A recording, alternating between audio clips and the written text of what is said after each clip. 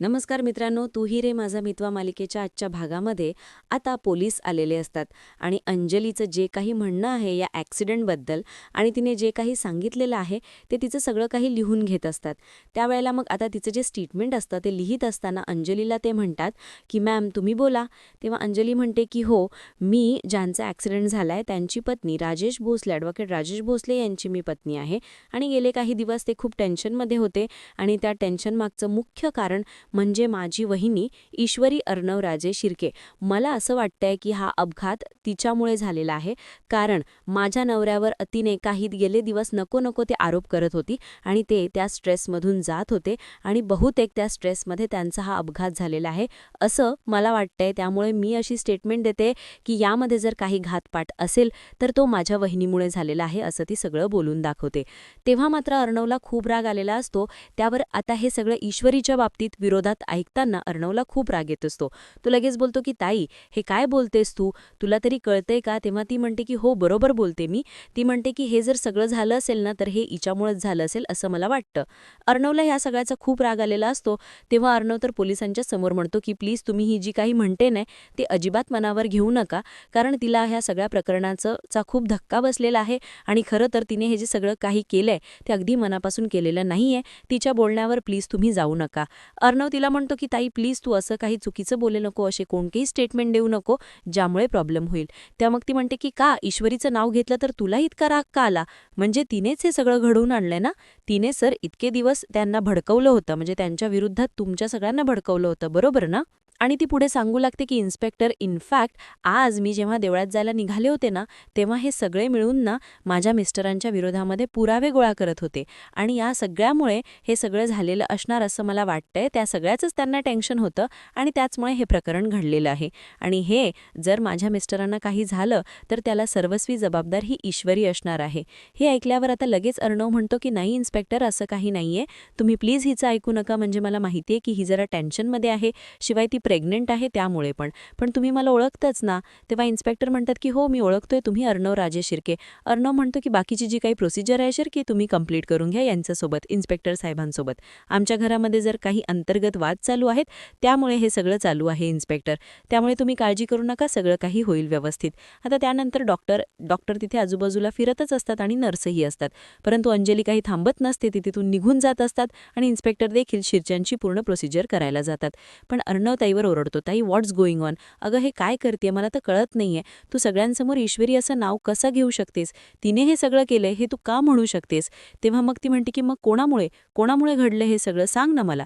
तेव्हा आजी तिला शांत करते आणि म्हणते की इथे बस, गप्प बस अंजली, डोकं शांत ठेव, त्यापुढे तुला काही समजणार नाही. नंतर मग इथे आता आई विचारत असते की नमू, अगं काय झालं, आकाशरावांचा फोन आला की नाही? तेव्हा ती म्हणते की नाही ना अगं, अजून फोन नाहीये, मी पण वाटच बघते. मला तर ते म्हणाले होते की तू आणि मी दोघं मिळून बाबांना फिजिओथेरपीला नेऊन या, पण मग काय झालं काय माहिती, अजून त्यांच्याबद्दल काही समजलेलं नाहीये, त्यांचा काही निजून निरोपही नाही. तेवढ्यातच आता दरवाजावरती तू जो मोहनभाईंचा मुलगा येणार असतो तो आलेला असतो. आता तो आल्याबरोबर समोरच उभा राहतो. आता तो आल्याबरोबर आवाज येतो की हॅलो, आहे का कोणी आतमध्ये? तेव्हा मग आता समोरच नम्रता आहे, त्याने म्हणते की कोण पाहिजे आपल्याला? तेव्हा तो म्हणतो आपल्याला? इतकी फॉर्मॅलिटी कधीपासून करायला लागलीस? तेव्हा ती म्हणते की मला समजलं नाही, कोण आहेस तू नक्की, म्हणजे मला कळलं नाही, मी ओळखलं नाही तुला. तेव्हा तो म्हणतो की मी तर ओळखलंय तुला, नमे ढमे काय ग?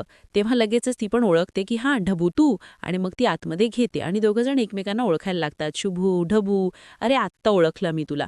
तेव्हा मग लगेचच नम्रताला आई म्हणते की अगं हो, हा येणारच होता, मी तुला सांगायलाच विसरले होते.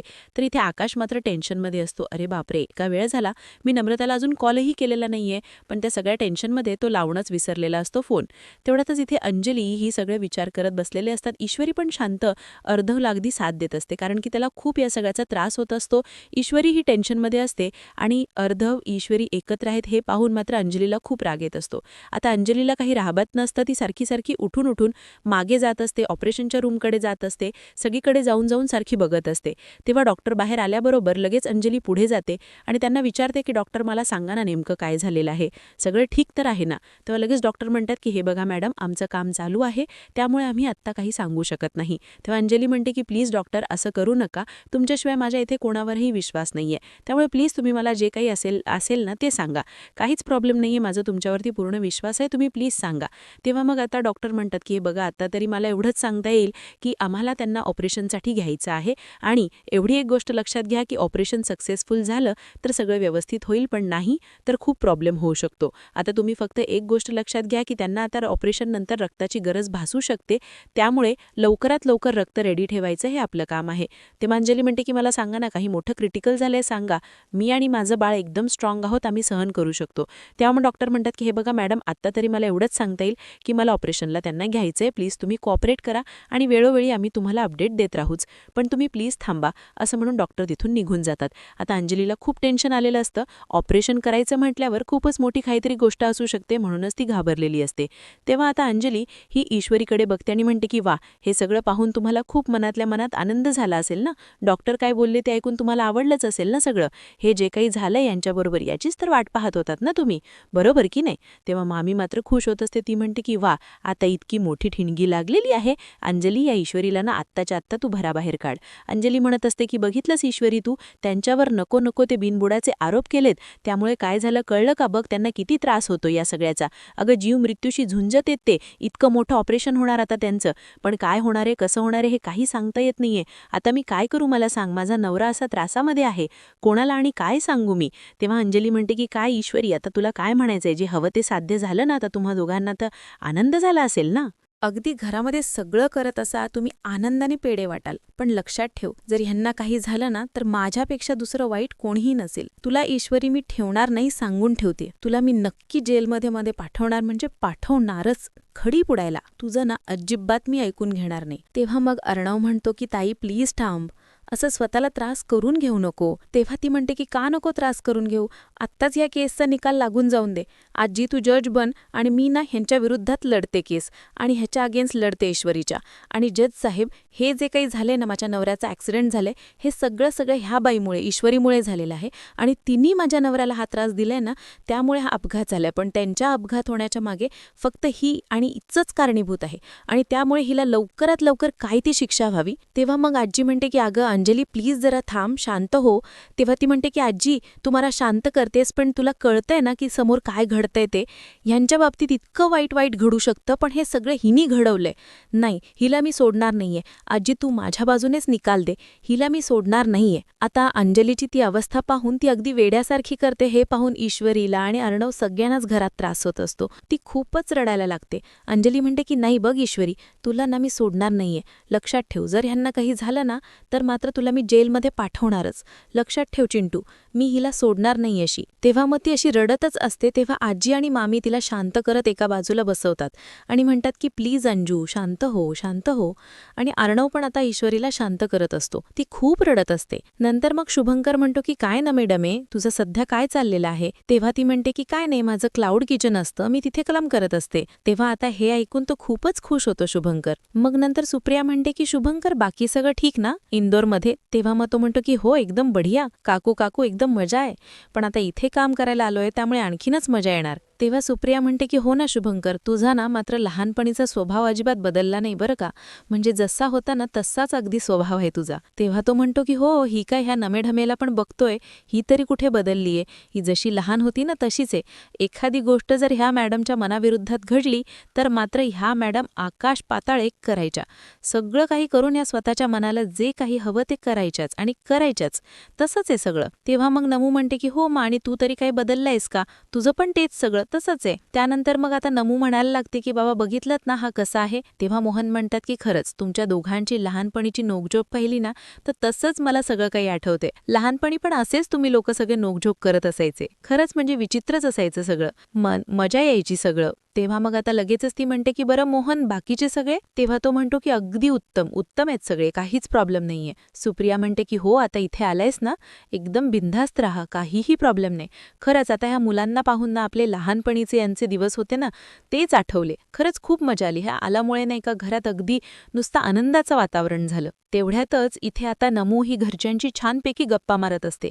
तर तेवढ्यात इथे आकाशला आठवतं की त्यांनी सांगितलेलं होतं ना, मुला मी बाबांना घेऊन जायला येईल फिजिओथेरपीला. पण तो फोन ट्राय करत असतो, पण नम्रताचा फोनच लागत नसतो. तिने तिचा फोन हा आतमध्ये तिच्या रूममध्ये ठेवलेला असतो. नंतर मग आता सगळेजण वाट बघत असतात. अर्णव ताईला बघतो तर ताई खूपच त्रासामध्ये असते. तिला ते काहीही तिथे जमत नसतं. तेवढ्यातच अर्णव हा ताईसाठी नारळ पाणी घेऊन येतो ग्लासमध्ये आणि तिला म्हणतो की ताई हे घे, म्हणजे तुला जरा बरं वाटेल, एनर्जी येईल. परंतु ती अजिबात घ्यायला तयार नसते. ती म्हणते की नाही, मला अजिबात नकोय, काही नको, ठेवते बाजूला. तेव्हा आजी आता तिला बघते आणि अर्णवकडे बघते. अर्णव आजीला खुणावतो की प्लीज तू हिला काहीतरी समजव. तेव्हा मग आता आजी म्हणते की हो थांब, मी बघते काय करायचं ते. नंतर आता आजी म्हणते की असं कसं चालेल करून अंजली, अगं तू ह्यांचा विचार करते जावई बापूंचा, ठीक आहे त्यांची काळजी वाटतेय तुला, पण सध्या जर जावई बापू नाहीत तर तुझी आणि बाळाची तब्येत सांभाळणं हे फक्त तुझ्या हातामध्ये आहे ना. त्यामुळे काही कर पण स्वतःची तब्येत जप. या सगळ्या गोष्टी होतच राहतील, परंतु तुला स्वतःची तब्येत जपणं हे जास्त महत्वाचं आहे अंजू. तेव्हा ती म्हणते की आजी मलाही ते समजते ग, पण जे काही घडते ना त्यांनी मला नको वाटतंय. तेव्हा आजी आता अर्णवकडून तो ग्लास घेते आणि मग ती अंजलीला म्हणते की अंजली ऐकशील ना माझं, प्लीज असं त्रास करून घेऊ नको, आणि जावई बापूंसाठी धावपळ करण्यासाठी तुला व्यवस्थित राहायचंय ना, घे मग हे पिऊन गेलं. असं म्हणून ती ग्लास घेते आणि तिथून अर्णव आता निघून जातो आणि आजीचंच आता अंजू ऐकते. त्याचबरोबर ते सगळ्या गोष्टी गप्पा ह्या इथे सुप्रियाच्या घरी सुरूच असतात. नंतर अर्णवला काळजी आहे बहिणीची हे आजीला अगदी बरोबर समजलेलं असतं. पुढे शुभंकर विचारतो की मला सांगा काकू, की आपली ईश्वरी ताई ती कशी आहे, म्हणजे अशीच पहिल्यापासून बडबडी बडबडी आहे, लहानपणापासून तशीच आहे का? तेव्हा ती म्हणते की हो ती तशीच आहे, अगदी बदलली नाहीये काय, आणि लग्न करून आता सासरी गेलीये आणि त्यामुळे सासरी गेल्यामुळे आणखीनच तिचं सगळं काही व्यवस्थित सुरू झालं आहे. तेव्हा लगेचच शुभंकर म्हणतो की बापरे, म्हणजे मला कळतच नाहीये तिच्या नवऱ्याचे काय हाल झाले असतील, नुसते ऐकून ऐकून बिचारा वेडा झाला असेल. नंतर मग आता शुभंकर हा बोलायला लागतो की मग ईश्वरीकाईचा नवरा. तेव्हा ती म्हणते की हो अरे त्यांचं तर बघायलाच नको, ईशू आणि तिचा नवरा हे वेगळे वेगळे टोक आहेत, तो एकदम शांत तर ही नुसती बडबडी. मग लगेच शुभंकर म्हणतो की मग लागलीच वाट त्यांची. तेव्हा ती म्हणते की हा नम्याढमेचं काय, हिचं काय चाललंय, हिचं काय लग्न बिग्नाचं बघताय की नाही. तेव्हा लगेचच सुप्रिया म्हणते की लग्नाचं काय, तिचं लग्न ठरलेलं आहे, साखरपुडा झालाय. ते ऐकल्यावर शुभंकर म्हणतो की बापरे, म्हणजे हे तर एकदम भयंकरच ऐकायला मिळतंय, काय कोण आहे, कोण तो. तेव्हा मग लगेचच ती म्हणते की आकाश पाटील नाव आहे त्यांचं. तेव्हा तो म्हणतो आकाश पाटील, बाप रे, खरंच बिचाऱ्याचं नशीब खूप खराब आहे. पण त्यावर सुप्रिया हसायला लागते. त्यावर ती म्हणते नम्रता की हे बघा अजिबात असं काही बोलायचं नाही हा शुभंकर, अजिबात मी ऐकून घेणार नाही, आकाशचं नशीब खूप चांगलं आहे. असं म्हटल्यानंतर आता तो हसायला लागतो आणि म्हणतो की जोक सपाट, पण नक्की काय काय, कधी लग्न वगैरे आहे. तेव्हा ती काहीच बोलत नाही आणि गप्प बसलेली असते. त्यावर शुभंकर पुन्हा मस्करी चालू करतो आणि म्हणतो की खरं तर काकू मला ना विश्वासच बसत नाहीये की ह्या नमेढमेचं लग्न होणार आहे, खरंच मला तर एकदम भारी वाटतंय ऐकून. त्याचबरोबर आता तो म्हणतो की आकाश आता येणार आहे की काय. तेव्हा ती म्हणते की हो अरे ऍक्च्युली येणार होता तो, पण त्याचं काय झालं तेवढ्यातच तिला आठवतं की अरे बापरे, आकाश सरांचे 10 मिस कॉल्स येऊन गेलेत, बापरे ते किती फोन करत होते आणि मी पोहे बनवायच्या नादामध्ये सगळं काही विसरून गेली होती. तेव्हा लगेचच तो म्हणतो की पोहे ना कसे बरोबर बनवलेस ना, की मीठच जास्त टाकलंयस. तेव्हा ती म्हणते की खाऊन बघ मग समजेल तुला. त्यानंतर मग आता तिथे त्यांची पोह्यावरून पुन्हा मस्ती सुरू होते आणि आकाशला तिथून ती फोन लावते. त्यावेळेला आकाश म्हणतो की राकेशचा ॲक्सिडेंट झालाय. हे ऐकल्यावर नम्रताला पण धक्का बसतो. ती म्हणते की काय काय खराच बोलताय का तुम्ही. तेव्हा तो म्हणतो की हो मी आत्ता हॉस्पिटलमध्ये. मग नम्रता म्हणते की बरं ठीक आहे, मी पोचते लगेच. आता नमू पण तिथे पोचणार असते. आई म्हणते की काय गं, काय झालं, कुठे जायचंय तुला. ती म्हणते की आई एक प्रॉब्लेम झालाय, त्या राकेशचा अपघात झालाय. तेव्हा मग नमू म्हणते की आई मी लगेच जाऊन येते बघून, आणि नम्रता निघून जाते. इथे अर्णव अजूनही टेन्शनमध्येच तसा बसलेला असतो. ईश्वरी म्हणते की हे बघा मला माहिती सर या सगळ्याचा तुम्हाला खूप त्रास होतोय, पण प्लीज जरा शांत व्हा. तेव्हा तो म्हणतो की नाही मिस इंदोर, मला ना खूप काळजी वाटते, हे सगळं कसं होणार आहे. तेव्हा आता ईश्वरी म्हणायला लागते की हे बघा मला तुमची चिडचिड कळतीये. तेव्हा मग तो म्हणतो की काही कळत नाहीये तुला, ताई बघितली ना कशी आरोप करत होती तुझ्यावर, नको नको ते बोलत होती, उगच तुझ्यावर नको ते आरोप करण्याची काय गरज होती तिला. हे सगळं घडलंय ना ते फक्त त्या राकेशमुळेच घडलंय. मला तर असं वाटतं ना की त्या राकेशला मी त्यावेळेला कारची चावी दिली पाहिजे होती. निदान तो कारने गेला असता तरी निदान हे टळलं तरी असतं इतकं मोठं संकट, आणि त्यामुळे ताईला होणारा हा जो मनस्ताप आहे तो तरी टळला असता निदान. तेव्हा ईश्वरी म्हणते की हे बघा सर, तुम्ही कितीही काही केलं ना तरी हे होणं कोही टाल नाही शकता. तो कशानेही गेला असता, समजा रिक्षाने गेला असता, बसने गेला असता किंवा दुसऱ्या कुठल्या वाहनाने जरी गेला असता ना, पण त्याचा आता नशिबात जे त्याने लिहून ठेवलेलं होतं ना वरच्याने तेच झालं. त्याचा अपघात होणं हे होणी होती आणि त्यामुळे ते घडलेलं आहे. म्हणून आपण आता त्याला काहीही बोलू शकत नाही. आपण कितीही ते बदलण्याचा किंवा सावरण्याचा प्रयत्न केला तरी ते घडायचं ते घडणारच होतं. म्हणून सर प्लीज तुम्ही येताना स्वतःला दोष देणं प्लीज बंद करा. त्याने ना काही होणार नाहीये, फक्त तुम्हाला मनस्तापच होईल. त्यामुळे प्लीज शांत व्हा आणि जरा वेळ द्या परिस्थितीला, सगळं काही होईल व्यवस्थित. असं अर्णवला आता ईश्वरी समजवत असते आणि तो तिथेच विचार करत पुन्हा उभा असतो. पण तो म्हणतो की नाही, जर ह्या सगळ्या राजेशमुळे ताईची अशी हालत होणार असेल आणि ती तुझ्यावर नको नको ते आरोप करणार असेल ना, तर मला ती सहन होणारच नाहीये. मी जातो जरा. असं म्हणून तो बाजूला जात असतो. तेवढ्यातच आता ईश्वरीला उठता उठता चक्कर यायला लागते आणि ती ग्लानी येऊन अशी खाली तिथे तेच थांबते, बसते. तेव्हा अरुणा विचारतो की मिस इंदोर काय झालंय तुला? ती म्हणते की नाही काही नाही. तेव्हा तो विचारतो की मग ही चक्कर कशी आली अचानक? तेव्हा ती म्हणते की नाही नाही असंच, ते गडबड चालू आहे ना सगळी. तो म्हणतो की मला सांग, काही खाल्लंस का? ती म्हणते की नाही, ते जर खायचं राहूनच गेलं. तेव्हा अर्णव चिडतो आणि म्हणतो की काय गरज आहे हे सगळं करण्याची तुला? अगं तुला खायचं वगैरे समजतं की नाही? इतर बाकीची बडबड बडबड बडबड करायला तुला बरोबर वेळ असतो, पण बाकी खायच्या वेळेला तुला समजत नाही? स्वतःची काळजी घ्यायची अक्कल आहे की नाही तुझ्यामध्ये? असं म्हणून तो आणखी तिच्यावर चिडत असतो. तर ईश्वरी आता गप्प बसलेली असते. नंतर मग ती पुढे काहीच बोलत नाही. अर्णव म्हणतो की बरं ठीक आहे, आता इथे बस गप्प, मी काहीतरी खायला घेऊन येतो. ती म्हणते की सर आता इथे कुठे? तेव्हा तो म्हणतो की बसायचं गप्प, समजलं? जास्त बडबड करायची नाही. आणि मग इथे ईश्वरी बसूनच राहते आणि थकव्यामुळे तिला जरासा त्रास होत असतो. अर्णव तिथून तिच्यासाठी काहीतरी खायला आणायला निघून जातो. तर राकेश आतमध्ये जे काही सुरू असतं ते काचेमधूनच आयसीयूमध्ये डोकावून डोकावून वल्लरी पाहत असते आणि म्हणते की नेमकं ह्या राजेशचं काय चाललंय ना ते काही कळत नाहीये. याने हे जे काही अपघात घडवून आणलाय तो खरा आहे की ह्याचं काहीतरी ढोंग आहे, ह्याचं प्लॅनिंग आहे. कारण हा इतका बदमाश माणूस आहे ना, मी ह्याला अगदी बरोबर आता ओळखलेलं आहे. त्यामुळे नक्की ह्याचं काय चाललंय ना ते बघितलंच पाहिजे. वल्लरी आता डोकावून त्या रूमकडे पाहत असते आणि म्हणते आतमध्ये जाऊन बघते, म्हणजे मला लक्षात येईल की ह्याने नेमकं काय केलंय ते. म्हणूनच आता वल्लरी आत जायला बघते त्या आयसीयूमध्ये. तेवढ्यात मागून पिऊन येतो आणि म्हणतो की मॅडम, अहो हे काय करताय तुम्ही, प्लीज थांबा, असं आतमध्ये जाऊ नका. तेव्हा मग ती म्हणते की अहो मी फक्त बघायला चालली आहे, माझं जावई येतो, मग बघायला नको का मी, मामी सासू आहे त्यांची. तेव्हा मग लगेचच डॉक्टर तिथून ते सगळं ऐकत असतात. सिस्टर बाहेर येते आणि म्हणते की काय चाललंय इथे, आयसीयूमध्ये कुठला गोंधळ चाललाय? ती म्हणते की हे बघा मॅडम, मला माहिती आहे, पण निदान माझी काळजी तुम्ही समजून घ्या. अहो मी मामी सासू आहे त्यांची, आणि निदान माझ्या जावयाला काय झालंय हे तरी मला आतमध्ये जाऊन बघू द्या. म्हणजे तुम्ही आमच्या पेशंटला भेटू देणारच नाहीयेत का? हे कसलं काय आहे? तेवढ्यातच डॉक्टर येतात आणि म्हणतात की हे बघा मॅडम, मी समजू शकतो अगदी तुमचं कन्सर्न, पण आतमध्ये पेशंटची ट्रीटमेंट चालू आहे आणि अशा परिस्थितीत आम्ही कोणत्याही नातेवाईकाला आतमध्ये सोडू शकत नाही. तेव्हा मग ती म्हणते की कसली ट्रीटमेंट, तुमची काय ट्रीटमेंट म्हणतोय नक्की, तुम्ही काय करताय? काय आमच्या एका पेशंटला तुम्ही आम्हाला बघू देत नाहीये? म्हणजे मला जरा वेगळंच वाटतंय. तेव्हा तो म्हणतो की हे बघा मॅडम, हे आमचे रूल्स आहेत आणि तुम्हाला फॉलो करावेच लागतील. तेव्हा ती म्हणते की मला फक्त इतकंच जाणून घ्यायचं होतं की त्यांची परिस्थिती कशी आहे, जगण्याचे चान्सेस आहेत की नाही. तेव्हा तो विचारतो की मॅडम, अहो हे काय बोलताय तुम्ही, मला सांगा की तुम्ही कन्फर्म करून घेताय की विचारताय, नक्की काय चालू आहे? तुम्ही प्लीज इथे जाऊन बाहेर बसा, मी तुम्हाला सगळी काही अपडेट्स देईन. तुर्तास तुम्हाला बाहेर बसावं लागेल. असं म्हणून तो आता वल्लरीला बाहेर झिडकारूनच टाकतो. वल्लरी आता म्हणते की नक्की काय आहे आता या नक्की माणसाचं, समजायचं तरी काय? एक काम करते, आता ती कोण होती बाई जी मला भेटली होती, म्हणजे त्याच्याबरोबर हॉटेलमध्ये होती, त्यावेळेला तिच्या लक्षात येतं की रिसेप्शनवाल्याने नाव सांगितलेलं की ही मोठी आसामी आहे, रिया कारखानीस. आता ती म्हणते की अच्छा बरोबर, म्हणजे ह्याची ती गर्लफ्रेंड रिया, तिला कॉल लावला पाहिजे, म्हणजे तिला काय ह्याबद्दल माहिती आहे किंवा तिने हे सगळं घडवून आणलंय का, हे सगळं मला समजेल. तेवढ्यातच आता तिथे अर्णव येतो आणि ईश्वरीकडे बघत बसतो. ईश्वरी आता खाली मान घालून झोपलेली असते. अर्णव तिथे राहतो आणि म्हणतो की एक मिनिट मिस इंदोर. ती म्हणते की सर काय झालं? तेव्हा तो म्हणतो की हे घे कॉफी घे, म्हणजे तुला जरा बरं वाटेल. तेव्हा आता ऐश्वरी म्हणते की सर तुम्ही पण घ्या ना कॉफी. अर्णव म्हणतो की मिस इंदोर काय चाललंय तुझं? तेव्हा ईश्वरीला तो ते बिस्किटचा पुडा देतो आणि म्हणतो की हे घे. तेव्हा ईश्वरी म्हणते की सर तुम्हाला माहितीये का की क्रीम बिस्किटं खाण्यामध्ये ना काहीतरी वेगळीच मजा असते. म्हणजे हे जे काही बिस्किट आहे ते असं तुम्हाला दाखवते मी कसं खायचं असतं ते. आणि कसं आहे ना, मला ना पहिल्यापासून हे बिस्किट खूप आवडतं आणि आज तुम्ही हे आणलं त्यामुळे खरंच खूप बढिया वाटलं मला. तेव्हा मग आता अर्णव म्हणतो की ठीक आहे तुला आवडतंय ना, मग घे खाऊन. ईश्वरी त्याला म्हणायला लागते की सर हे बघा, हे बिस्किट असं खायचं असतं. आता ती 2 जे स्लायसेस असतात बिस्किटचे ते बाजूला करते आणि त्यातली क्रीम चाटत असते.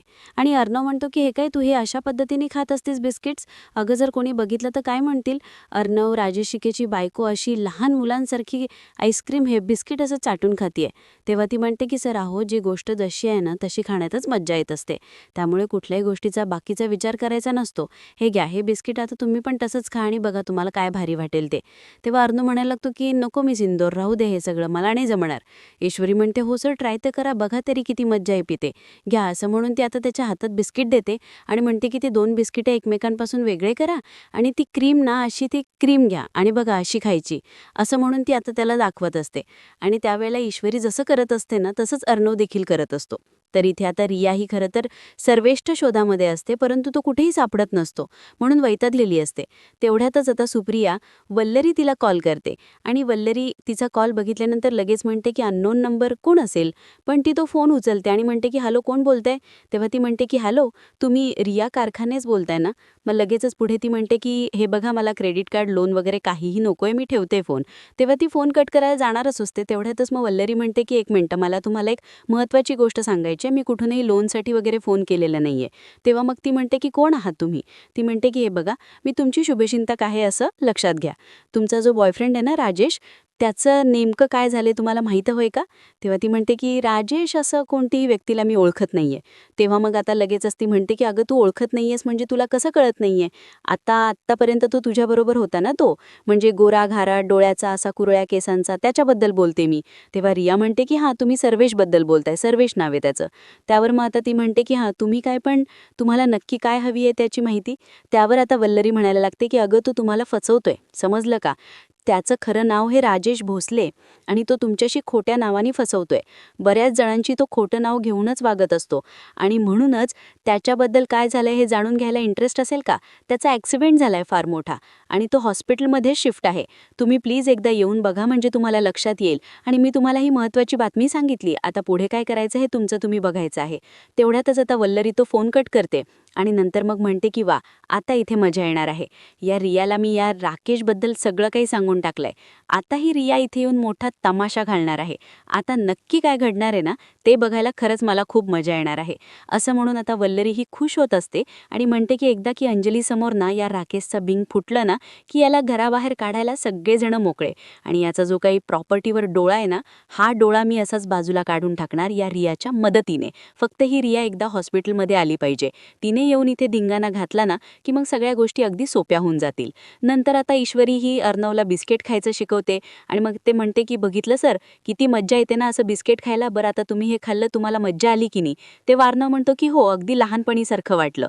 नंतर ईश्वरी आता ते बिस्किट खात असते आणि त्याला म्हणते की आता तुम्ही पण कॉफी प्यायच्या. अर्णव म्हणतो की नको मिस इंदोर, मला नकोय, तू पी ना कॉफी.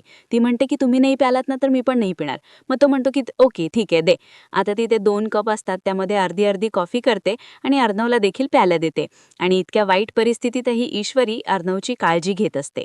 आता अर्णव आणि ईश्वरी दोघंजण एकमेकांशी जरा हसत खेळत प्रेमाने काही बोलत असतात. तेवढ्यात अंजली समोरून येते आणि त्या दोघांनाही असं हसत खेळत कॉफी बिस्किट खात असताना तिला हे सगळं पाहून खूप राग आलेला असतो.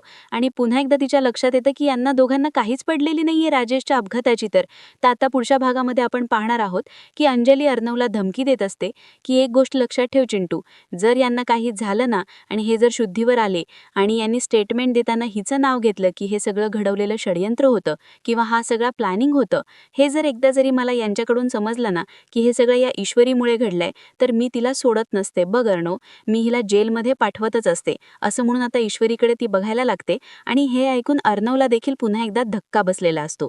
कारण की उठसूट अंजली फक्त आणि फक्त ईश्वरीवरच आरोप करत सुटलेली असते. याचा अर्णवला आता खूप राग आलेला असतो. नमू इशूला भेटायला येते आणि म्हणते की मला सांग इशू, हे सगळं नक्की काय? म्हणजे या राकेशचा खरंच अपघात झालाय की हे पुन्हा सारखं त्याचं सगळं नाटक आहे, मला कळत नाहीये. हे सगळं खरं झालंय का? आणि जर हे झालंय तर मग हे सगळं काय आहे? असं अचानक घडलं तरी कसं? असं आता ती नमू त्याला विकीला विचारत असते आणि सगळ्या गोष्टींचा तपास करून घेत असते. त्यानंतर आपल्याला पाहायला मिळतं की इकडे अर्णव हा समोरच असतो, काही औषधांची बिलं वगैरे घेऊन येतो. आजी तेवढ्यात मामा आकाशला विचारत असते की मला सांगा, जावाई बापूंच्या विरोधामध्ये हे असे काय पुरावे मिळवणार होते? नक्की यांचे असे काय पुरावे होते? तेवढ्यातच आकाश येऊन विचारतो की दादा मला सांगशील का की जिज्जूंच्या विरोधात काय पुरावा होता नक्की. तेव्हा आता अर्णव हा त्याच्याकडे एकच बघत राहतो, कारण सगळेही त्याच्या विरोधात जात असतात.